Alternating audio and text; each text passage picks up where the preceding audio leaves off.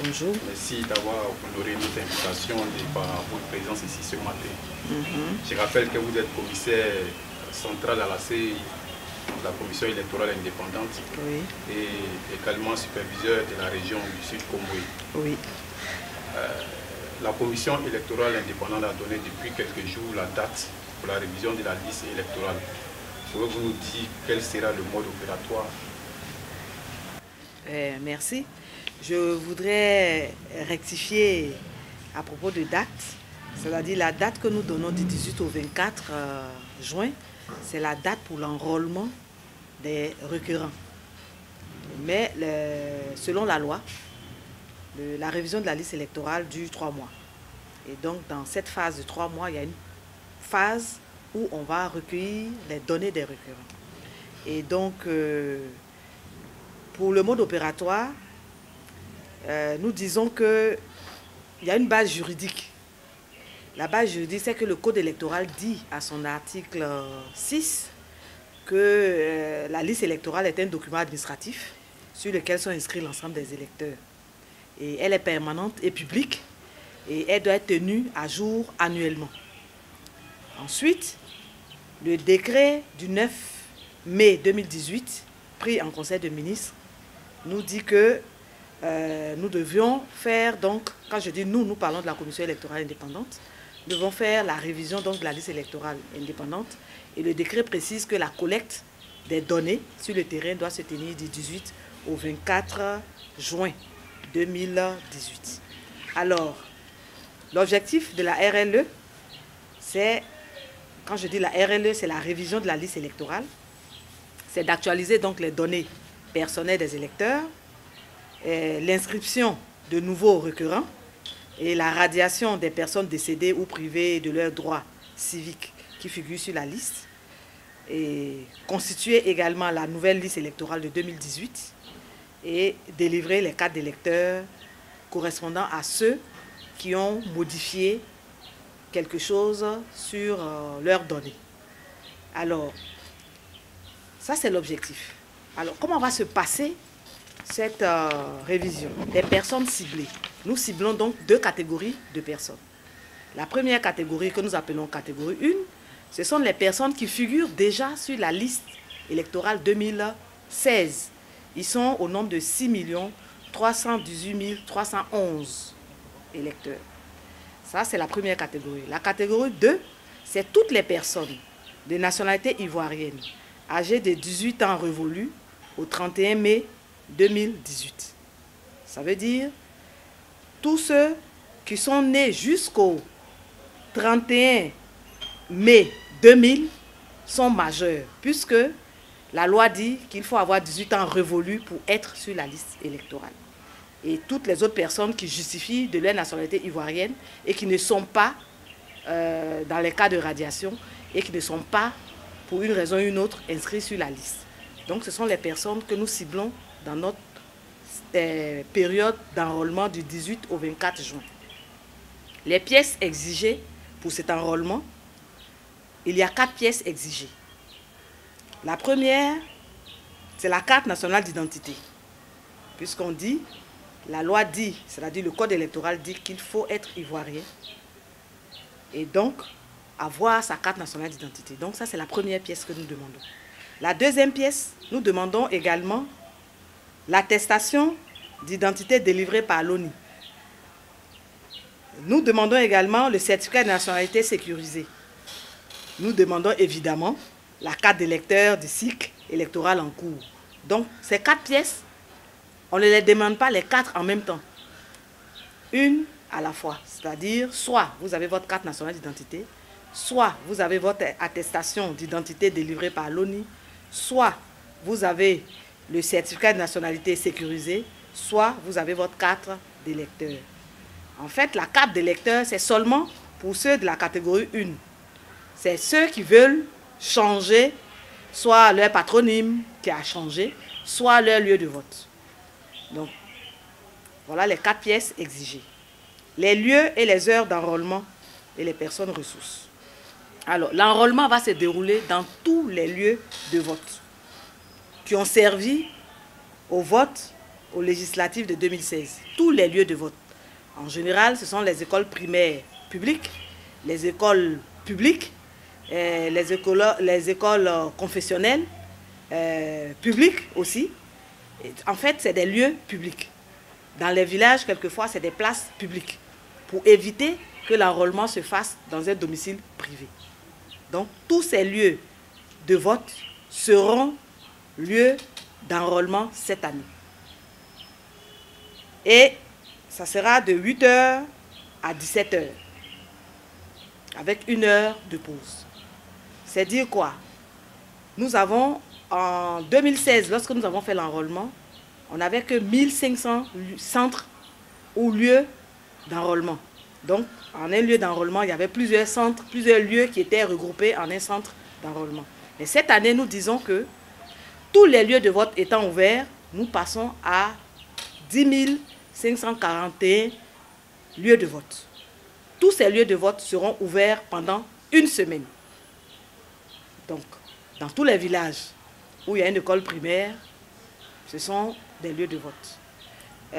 Dans tous les quartiers, il y a des écoles primaires, il y a des écoles publiques, ce sont des lieux de vote. Et donc, nous avons rapproché les centres d'enrôlement des populations.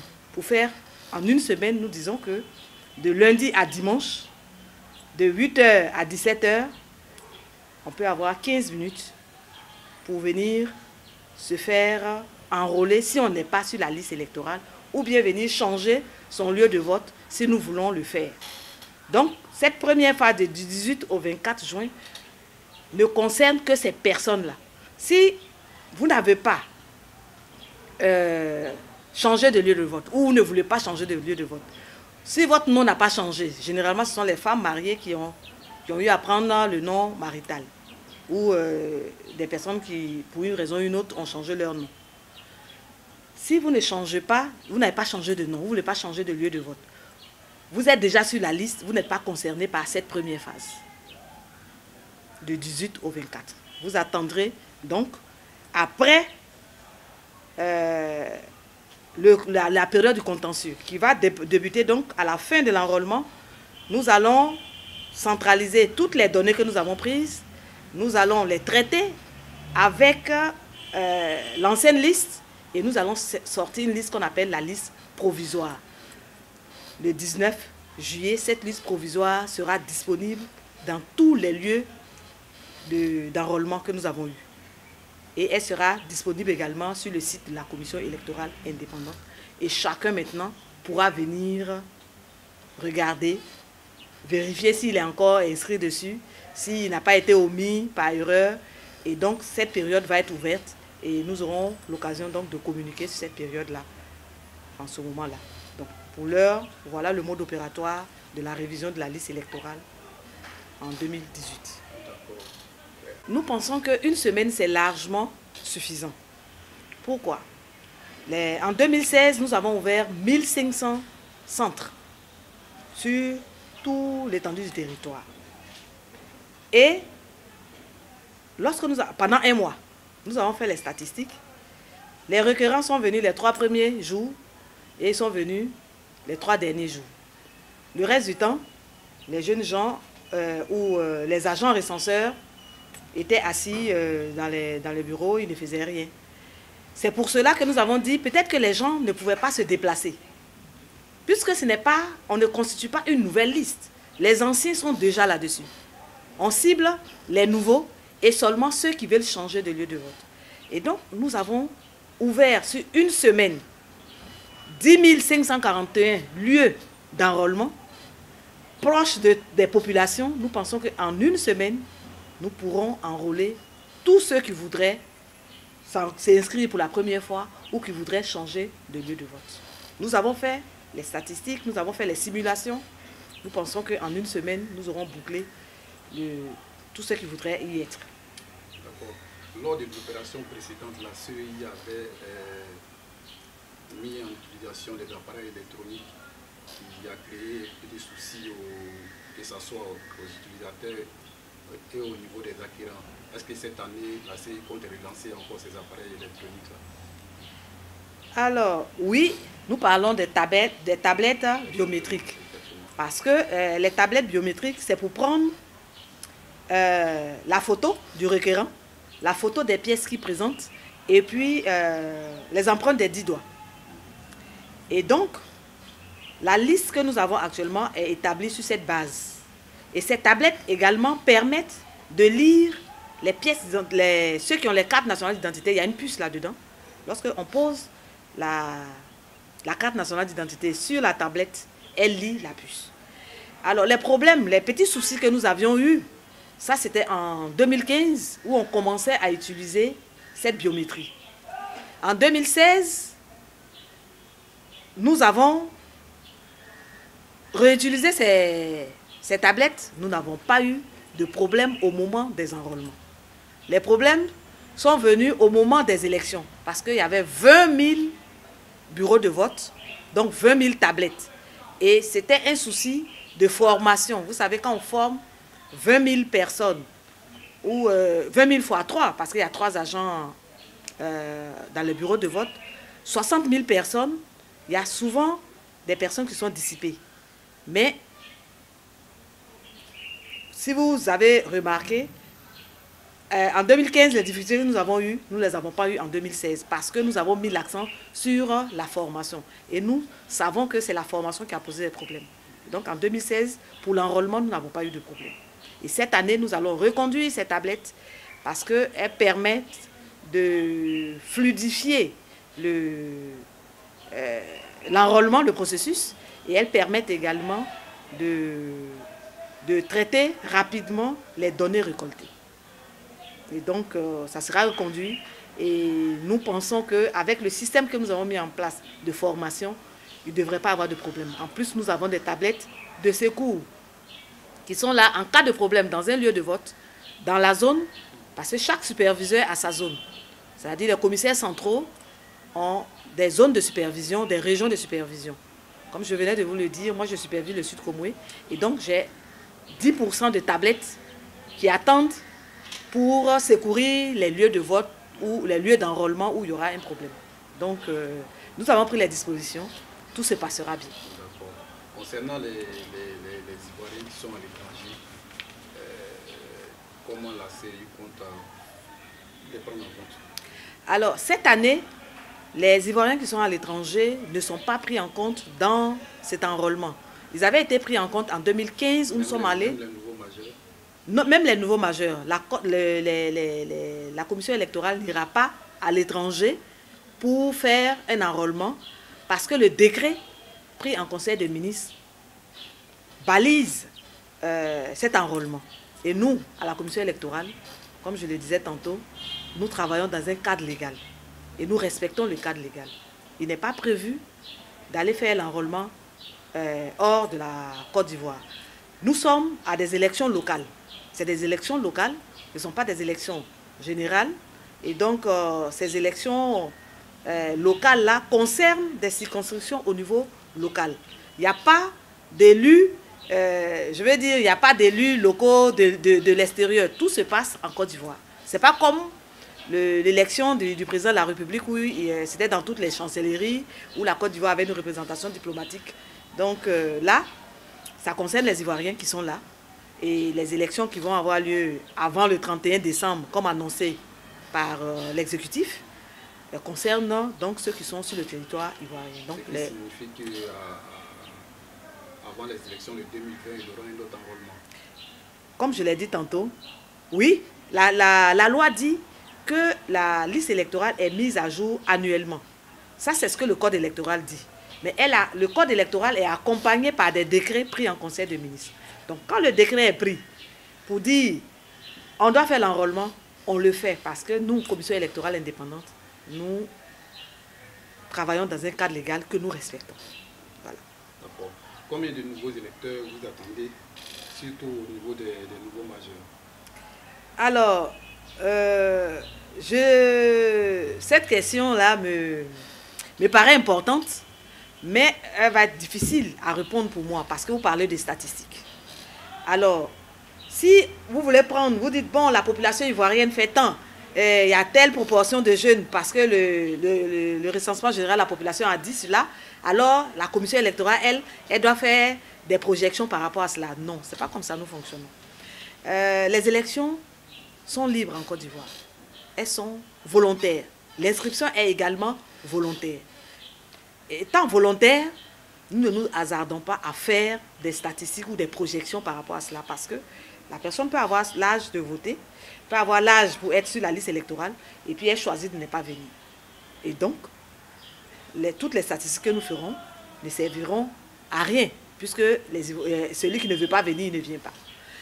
Si l'état civil de Côte d'Ivoire basculait automatiquement les nouveaux majeurs sur la liste électorale, comme ça se fait dans certains pays, on aurait pu vous dire, voilà, statistiquement, voilà les nouveaux majeurs qui vont être sur la liste. Mais dès lors où c'est volontaire et qu'on demande des pièces à fournir aux requérants, la commission électorale ne peut pas se hasarder à faire des statistiques. Mais nous demandons à tout un chacun de sensibiliser et de faire en sorte que tout un chacun soit sur cette liste. Parce que c'est un droit et puis c'est un devoir civique d'être sur la liste électorale et de choisir les personnes qui vont vous représenter. Madame Yoli Duponi, une frange de l'opposition a appelé au boycott de cet enrôlement et c'était même appel à une réforme de la CI. Que répondez-vous à cela? Alors, je dirais que ceux qui demandent le boycott, je ne suis pas tout à fait d'accord avec eux. Ils demandent le boycott pour quelle raison? La liste électorale n'appartient ni à X ni à Y. Elle n'appartient pas à un parti politique. Elle appartient à la Côte d'Ivoire. À supposer qu'ils disent, bon, la personne, ceux qui vont être candidats là, nous, ce ne sont pas nos gens. Donc, boycotter l'inscription. Et si, à la fin du processus, puisque les candidatures ne sont pas encore ouvertes, ces derniers disent que la CI est illégale. J'en viens. En disant cela, c'est pour ça que je dis, il y a certains qui ont plusieurs raisons. Il y a certains qui ne viennent pas s'inscrire parce qu'ils disent, oh, bon, les élections là, pour le moment là, les candidats là, aucun ne m'intéresse là-dedans. C'est à ça que je réponds. Je dis, vaut mieux être sur la liste et le jour où le candidat qui va vous intéresser va être candidat, alors vous allez le voter. Vous pouvez être sur la liste et puis ne pas aller voter. Donc, vaut mieux être sur la liste. Au lieu de courir après, vous ne serez pas sur la liste et puis le candidat qui vous intéresse est candidat. Vous serez hors délai et vous ne pourrez pas vous inscrire et il va perdre une voix ou il va perdre des voix. Donc, c'est pour ça que je dis, je ne suis pas d'accord avec les gens qui disent boycottons l'inscription sur la liste électorale. Ça ne sert à rien. Il faut être sur la liste et maintenant, si vous ne voulez pas aller voter, vous ne voterez pas. C'est comme si quelqu'un qui dit je ne vais pas être ivoirien. C'est la même chose. Vous êtes ivoirien, vous êtes né ivoirien. Tant que vous n'avez pas encore changé de nationalité, vous serez toujours ivoirien. Maintenant, concernant ceux qui disent que la CEI est illégale, comme vous le dites, et illégitime. Comme je le dis, nous, commission électorale, nous travaillons en fonction de la loi. En tant que commissaire central ou commissaire centraux, nous ne sommes pas autoproclamés commissaires centraux. C'est un décret pris en conseil de ministres sur proposition de nos mandants. Il y a des partis politiques qui ont mandaté des gens. Il y a des organisations de la société civile comme moi qui m'ont mandaté. Il y a des organisations des confessions religieuses qui ont mandaté des gens. Et le gouvernement a pris un décret en conseil de ministres pour nous nommer comme commissaire central à la commission électorale. Et nous avons prêté serment devant le conseil constitutionnel. S'ils prennent un nouveau décret, à la minute là, nous ramassons nos bagages et nous partons. Parce que comme je le dis, nous travaillons dans un cadre légal et nous respectons la loi. Nous ne pouvons pas, nous ne faisons pas la loi, nous pouvons nous autoproclamer et nous décider à la place des autres. Tant que, c'est comme vous dites, comme si vous disiez, à ce maire-là, comme je n'ai pas voté pour lui et qu'il est maire, mon enfant qui est né là, je ne vais pas faire sa déclaration de naissance là-bas. Mais tant qu'il est là, vous faites. Le jour où il n'est plus là, vous continuez à faire ce qu'il y a à faire. Nous, on n'est pas attaché nullement à quoi que ce soit. On prend la loi aujourd'hui, on change, on prend un nouveau décret, on nomme de nouveaux commissaires. Nous sommes prêts à partir. En tout cas, me concernant, je suis prête à partir dès l'instant où je ne suis plus... la loi dit, je ne suis plus commissaire central. Qu'est-ce que je vais faire là? Mais pour le moment, je fais mon travail. je suis réglo avec la loi de Côte d'Ivoire. On n'a pas encore changé. Donc, ce qu'ils disent, ça n'engage eux-mêmes. Ils savent, il faut aller vers où on fait la loi. Ne pas venir vers où on exécute la loi. Non. Nous sommes des exécutants de la loi. Et donc, je pense qu'ils se trompent de cible.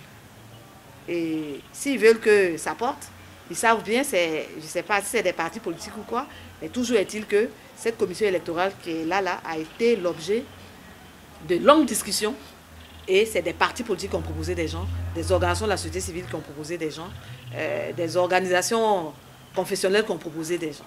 Donc, vraiment, cette question, je réponds parce que je dois répondre, mais sinon, je pense qu'elle ne me concerne pas. Madame Yolubi Kone Marguerite, commissaire central à CEI, superviseur de la région du Sud Comoré, nous sommes au terme de notre interview. Un appel à lancer aux Ivoiriens. Alors, oui, j'ai un appel à lancer aux Ivoiriens.